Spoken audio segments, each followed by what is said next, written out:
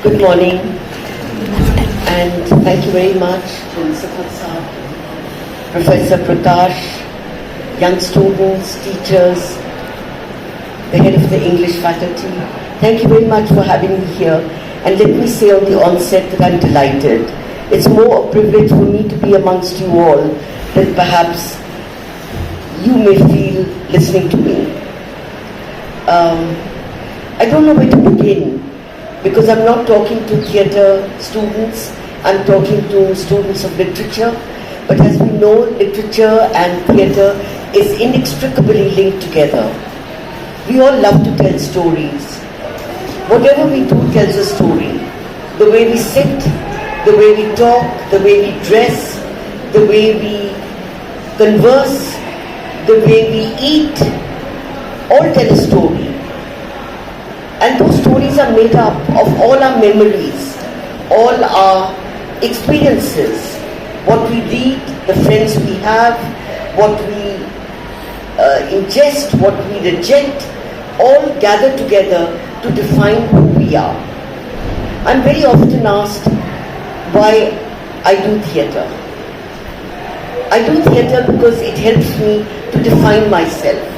It helps me to define my relationship with the world, my relationship with people, and my relationship with my community. Because theatre stems from a sense of community. There are many ways of doing theatre. You have text-based theatre, you have device theatre, you have physical theatre, you have verbal, non-verbal. Today, what is so exciting is that all the boundaries of what theatre was meant to be has dissolved. There is no such thing as this is possible on the stage and this is not possible on the stage. We do have a space in which we locate our characters. There's a length, there's a breadth, there's a proscenium arch, but even that can expand with endless possibilities which are unimaginable. The other day, I think Professor Prakash also saw the play from Lebanon, which is about a mother's search for the son who is missing. It became so emotionally connected because the main characters in the play were actually part of the family that had lost the child. So personal testimonies dovetailed into what you call a performative space and expanded the possibility of what is theatre. I also say that who is the actor? The actor is me. I am the actor. It is my experience, my thinking that claims the character which I have to bring to life on the stage. When a character cries, is it me crying or is it the character? Are the dualities and the dilemmas which each actor encounters during the process of building up a play. I will try to tell you something about my own journey so that one can say that you can challenge yourself in all kinds of ways and make the impossible possible, the invisible visible. I come from Amritsar, which is right next to Lahore. I'm sure you're all quite familiar with the name Amritsar. My father was a doctor, my mother was educated, but she was a homemaker. It was a very nice childhood. There were no traumas, there was no catalytic events that we faced when we were growing up, because there were wars with Pakistan at that time. But for us it was all a plaything because we were too young when that happened. And then I moved to Chandigarh to do my post-graduation, and there I went to attend a lecture by Ibrahim AlQazi, who was the director of the National School of Drama. Are you familiar with the National School of Drama? Have you heard the name? It is one of the most significant, used to be, the training institutions in the country. And Ibrahim AlQazi was the director of the National School of Drama. I went to hear his lecture. I found him so charismatic. I found that he spoke a language which I was unfamiliar with. He used words which we never used in our vocabulary because they were considered words that young women growing up in the mid-70s did not use. He talked about, I remember he said he had just performed his school had performed Othello at the local to-go theatre, and when we came to attend his lecture, the girls were sitting on one side, the boys on the other side, and he said, how can I talk about Othello and how can I talk about sexuality when I see this gender division in the hall? Now this kind of word just sent shockwaves because that was never articulated. It was a word one had read but never heard the sound. So it just fascinated me that he didn't look at all like the men I had met in my life, the uncles and the colleagues of my father. He seemed so completely different, so easy, so connected. So I didn't even know that a school like the National School of Drama existed. I thought art was all about, you had a feeling, you wanted to express it, and you went and picked up paints and brushes, or you went and did a little play in a school compound. I didn't know that there was a whole system of training that existed in institutions. So I joined the National School of Drama, and at that time, now it's impossible to get in unless you have a really solid background of experience. But at that time, very few girls went into drama. So I was taken more by default than by any special talent that was recognized within me. I stumbled, I fumbled, I didn't know what to do at the interview. I was so overwhelmed by the panel of people who were interviewing me. They looked different, they looked special, they looked I knew I wanted to be an artist, but I had no idea about the contours of the business. I had no idea what it meant to be an artist. But then I realized that to be an artist, first you have to be a good human being, and only an open human being. If you're open and you have decency and compassion, there's a possibility of some waves of knowledge to come your way. If you surrender to the possibility that the world is rich, there's a lot of knowledge you don't know, there are lots of worlds that you have not experienced, enter those, take the risk, be on the edge of the cliff, learn to fly, challenge yourself. These were all things that I learned at the National School of Drama. He was a charismatic teacher. I am very fortunate that I had a teacher of that caliber. When he read Chekhov in the classroom, or read Fedra, or read any script, every character became alive. It didn't become just a dramatic reading of a text, but all the characters jumped in front of you. You could feel their pain, you could feel their angst, you could feel their joy, you could feel their love, you could feel their humanity. So it was an extraordinary experience for somebody who'd come from Amritsar, been to really what you call regulated classrooms, where you were not taught to analyze, to question, to investigate, to argue, to dissent. But that space at the National School of Drama gave me a voice. It allowed my stupidest questions to be articulated and to recognize that no matter how unsure you are of the question you ask, it has value, it has worth. That is the kind of confidence the school gave me. To move forward, I was lucky, as I said, to have a teacher like Ibrahim AlQazi. You should Google him and you will recognize what a huge presence he was in the North Indian theatre, and how in a certain way he made us recognize that theatre is not a hobby. It is a profession as serious as being a lawyer or a doctor. It requires the same kind of dedication, absolute concentration and commitment.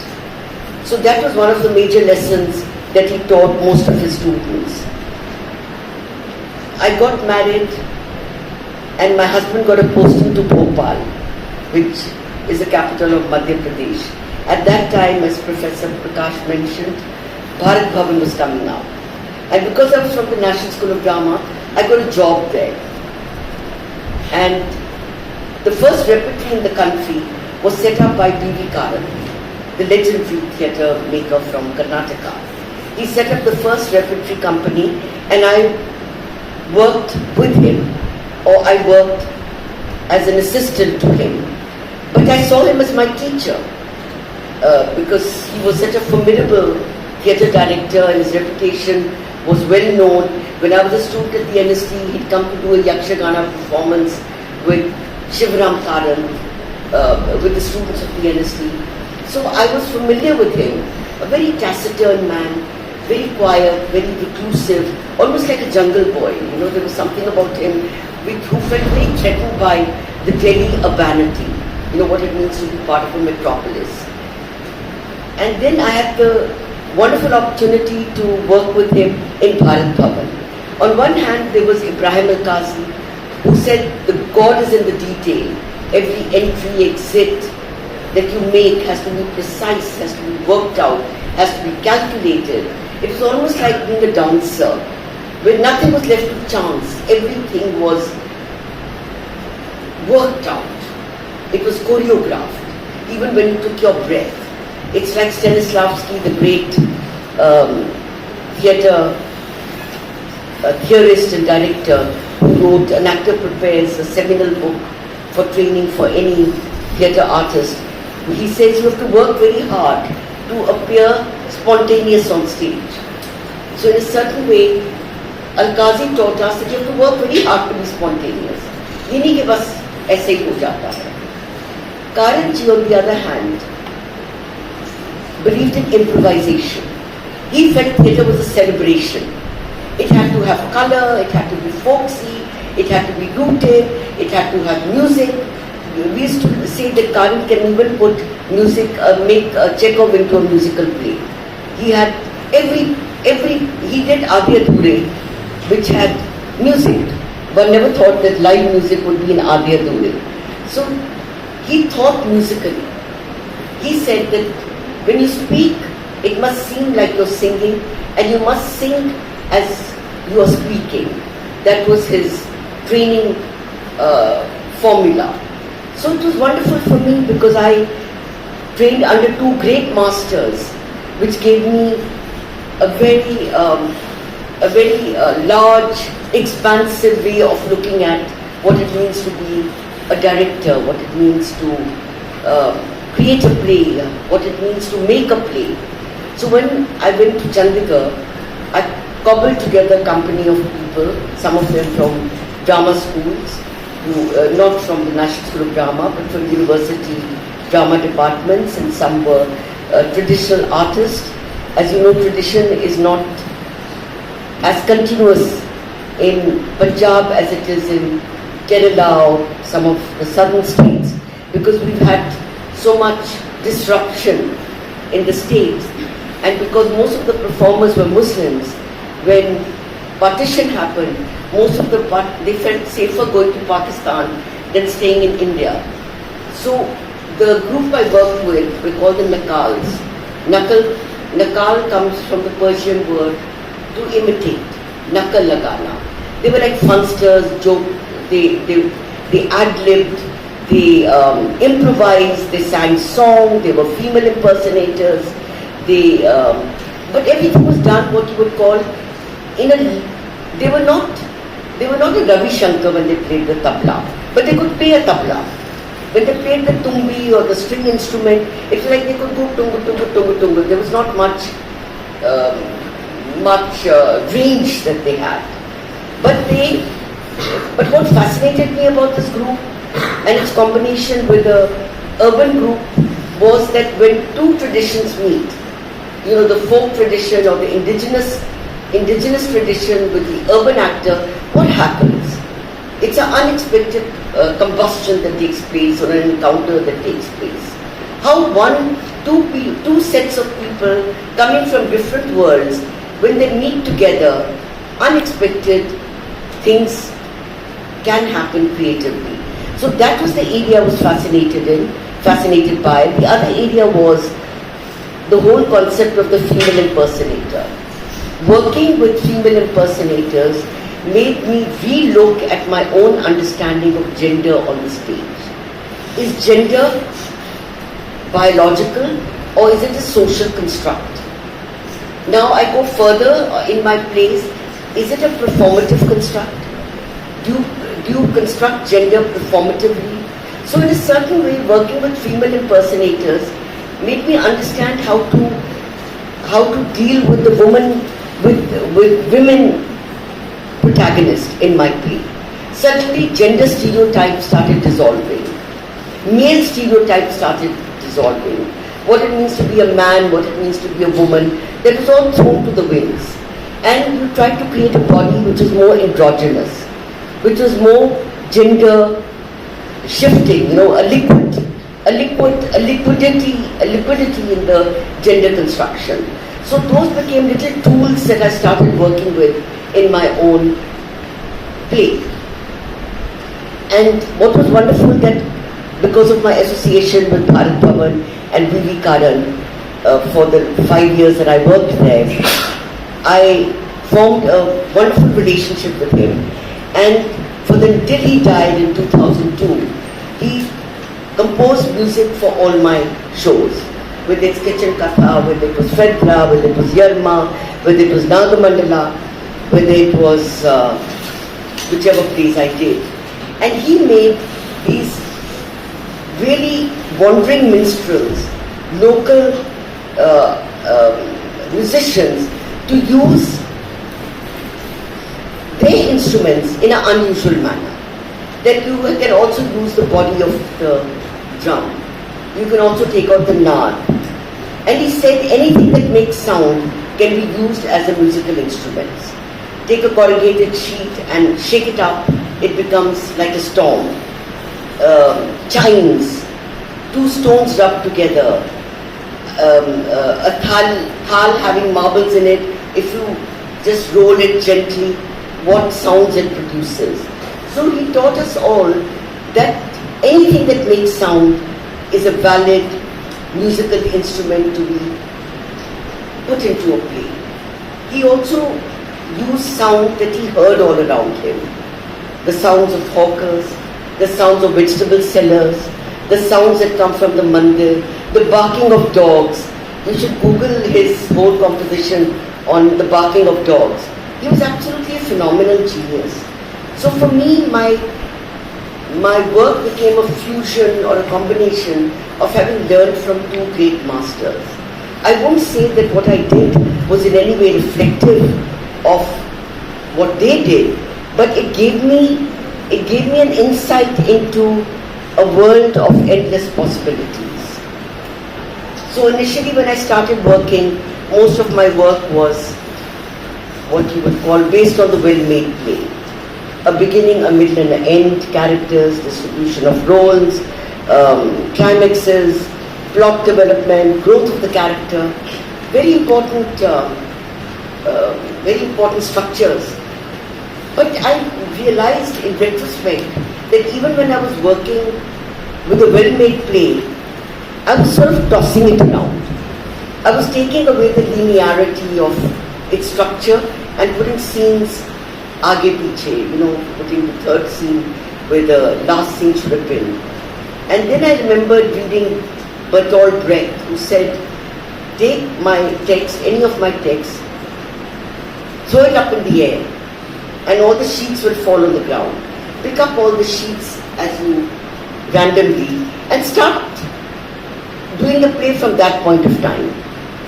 It will make sense. Then I realized that in miniature paintings, when I was a student of art history, that you cut any part of the miniature painting and blow it up, it can become a complete painting. So in the same way, Brecht's words had great resonance in my understanding of how to deal with text. Then, since the last 8-9 years, I've stopped working with text. I've started working with ideas. I take an idea and I develop it in collaboration with the actors.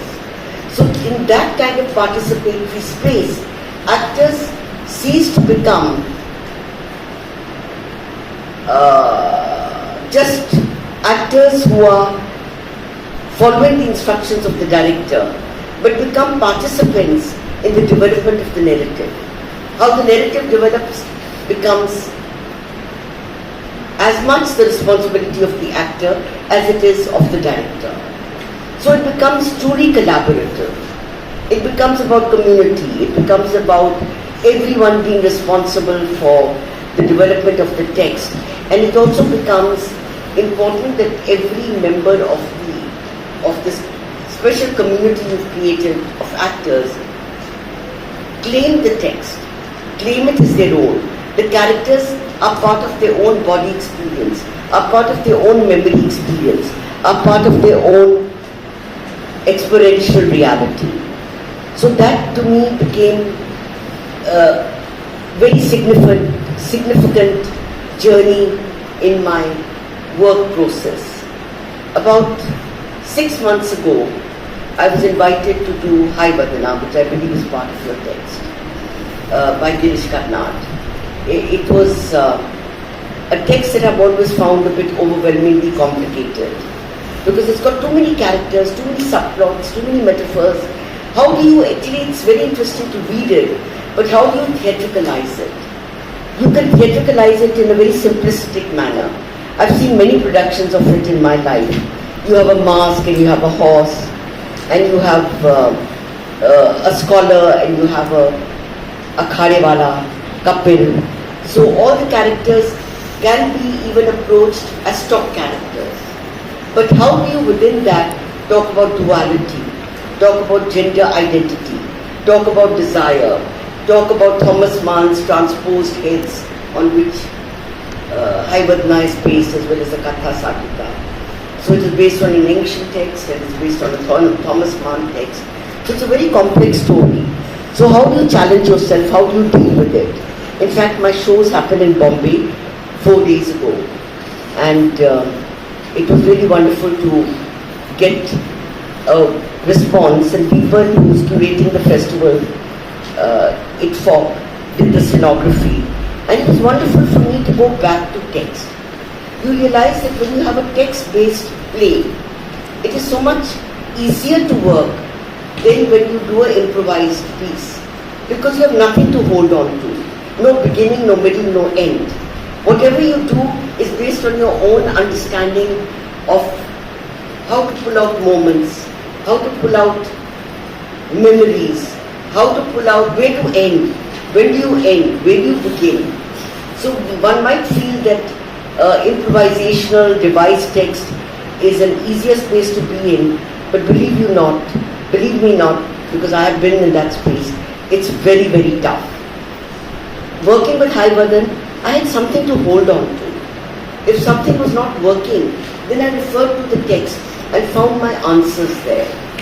So it was very nice for me to go back to text after 10 years or so, and it was something that I thoroughly enjoyed. And the play was very well received in Bombay less than a week ago. And now we have shows in Delhi.